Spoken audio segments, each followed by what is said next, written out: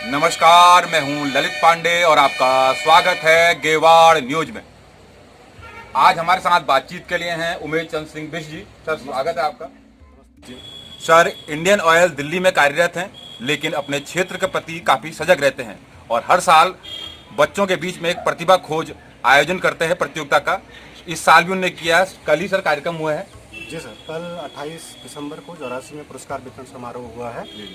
इससे पहले हमने 25 दिसंबर को 2 परीक्षा केंद्र, एक सरस्वती विद्या मंदिर चौखुटिया तथा जीआईसी शालदे में आयोजित की थी। उसमें 56 स्कूल के छात्र प्रतिभाग करते हैं, जिसमें कि 51 स्कूल हिंदी मीडियम से होते हैं और 5 स्कूल इंग्लिश मीडियम से होते हैं। जो जोरासी में जो पुरस्कार वितरण किया गया, उसमें टॉप जो हिंदी मीडियम से थे टॉप 10 छात्रों को पुरस्कृत किया गया तथा अंग्रेजी मीडियम से टॉप 5 छात्रों को पुरस्कृत किया गया। सर, 2 ब्लॉक में आप भी करा रहे हैं आप? जी जी जी। ये सबसे पहले जब 2007 में हमने ये परीक्षा स्टार्ट की थी, उस समय इसका जो एक ही केंद्र था वो जोरासी में था और उसी दिन परीक्षा आयोजित की थी और उसी दिन माननीय पुष्पेश त्रिपाठी द्वारा पुरस्कार वितरित भी किए गए थे।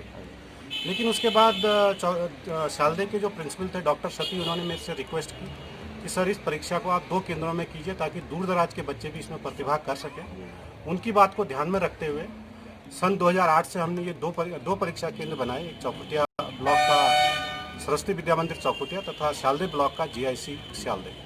तो सर, बच्चों को आप नगद राशि पुरस्कृत करते हैं? नगद राशि इसमें एक्चुअली इसका जो मुख्य उद्देश्य है यहाँ के, क्योंकि हम लोग एक गरीब परिवेश से हैं, बच्चे जो कुछ लोग तो जो पलायन कर जाते हैं और कुछ बच्चे जो लोग यहाँ रह जाते हैं, नेचुरली उनमें एक तो फाइनेंशियली उनकी पोजीशन काफ़ी वीक होती है।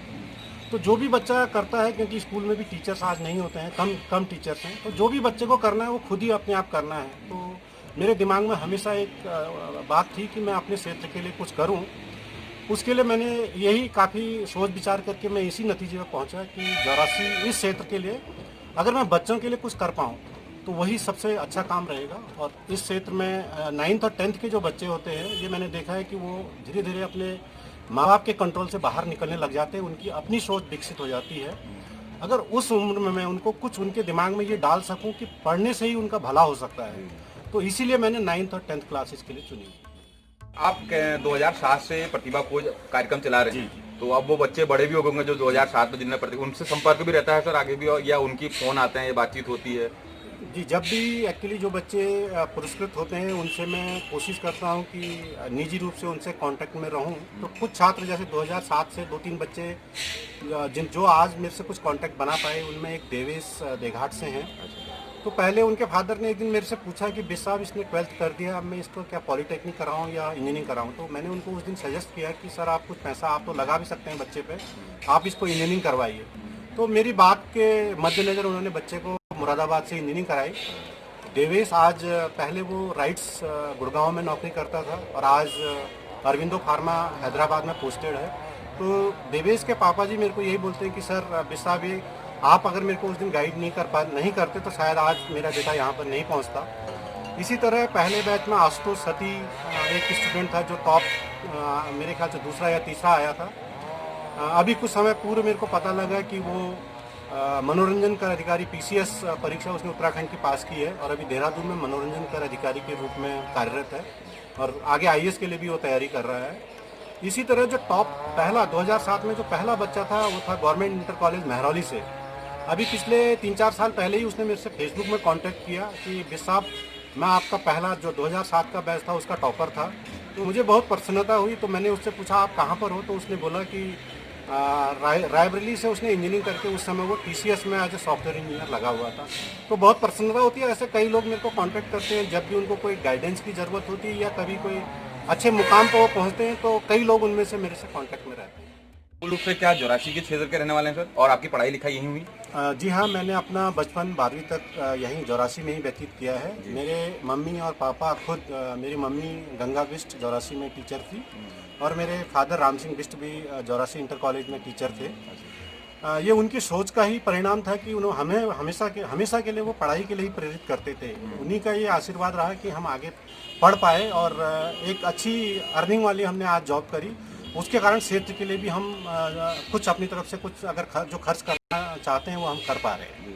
सर अभी और कोई योजनाएं हैं युवाओं के अलावा भी, और जैसे प्रकृति को सहेजने की, यहाँ पे पानी को सहेजने की, इस टाइप से भी कोई योजना आपके है? अभी एक्चुअली मैं क्या है कि एक जॉब करता हूँ और उसमें जॉब में भी हमारी काफ़ी रिक्वायरमेंट होती हैं, तो टाइम निकालना बड़ा मुश्किल होता है क्योंकि साल के जैसे 10 दिन भी मैं निकालता हूँ। तो एक तो पहले ये टाइम निकालना काफ़ी मुश्किल होता है, और वहाँ से भी इसके लिए भी मेरे को क्या होता है कि सितंबर से तैयारी चालू करनी पड़ती है। सारे स्कूल को मैं पहले चिट्ठी लिखता हूँ, उनसे 6 बच्चों के नाम हर एक स्कूल से मंगवाता हूँ, उसको कंपाइल करना, सारे पेपर सेट करना, घर आके पेपर चेक करना। तो ये अपने आप में ही ये काम जो है 3-4 महीने का इसमें लग जाता है। अभी फ़िलहाल मेरी कोई योजना नहीं है, लेकिन हाँ, अगर रिटायरमेंट के बाद मेरा है कि अपने क्षेत्र में मैं आऊँ, जो भी रिसोर्सेज यहाँ पर अवेलेबल है, कुछ ऐसे यहाँ पर हम काम करें, उन रिसोर्सेज का हम मैक्सिमम यूज़ कर पाएँ और यहाँ के यूथ को ताकि वो यहीं काम कर पाए, ऐसा मेरा मानना है कि ऐसा हम करेंगे। सर आप कह रहे रिटायरमेंट के बाद वापस आप यहीं पे रहेंगे सर? जी, मेरे को पहाड़ से, जैसे आप समझ रहे हैं, मैं चंडीगढ़, लखनऊ, दिल्ली, अलग अलग जगह रहा इंडियन ऑयल की, क्योंकि पोस्टिंग काफ़ी दूर दूर होती है। उसके बाद भी चाहे और कामों के लिए मैं आऊँ या नहीं आऊँ, लेकिन इस काम के लिए तो मेरे को आना ही है, क्योंकि इस काम के लिए इतने बच्चे यहाँ 300-400 बच्चे मेरा इंतज़ार कर रहे होते हैं कि कब साहब आएंगे, और 25 दिसंबर को ये एग्ज़ाम होना ही है। तो पहाड़ के लिए मेरा लगाव था, मेरा बचपन क्योंकि यहाँ बीता है, तो अभी भी मेरे को पहाड़ हमेशा याद रहता है, और भविष्य में भी मेरा यही है कि मैं पहाड़ के लिए कुछ कर पाऊँ। सर आपने हमसे बातचीत करी, इसके लिए आपका बहुत बहुत धन्यवाद, और हम चाहेंगे कि आपकी तरह और लोग भी जो है पहाड़ की ओर आएँ।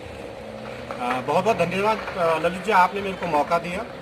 मैं आपके सामने जो मेरी यहाँ के लिए इच्छाएं हैं और जो मैं यहाँ ये कार्य कर रहा हूँ, उस बारे में आपको बता पा रहा हूँ। हो सकता है मेरे इस कार्य से यहाँ के कुछ और लोग भी जो कि खर्च कर सकते हैं, कुछ पैसा लगा सकते हैं, हमारे इस क्षेत्र के युवाओं के लिए वो कुछ कर पाएंगे, ताकि हमारे युवा यहाँ इस क्षेत्र के लिए अच्छा कर पाएंगे, उसके फलस्वरूप देश के लिए भी अच्छा कर पाएंगे। Thank you.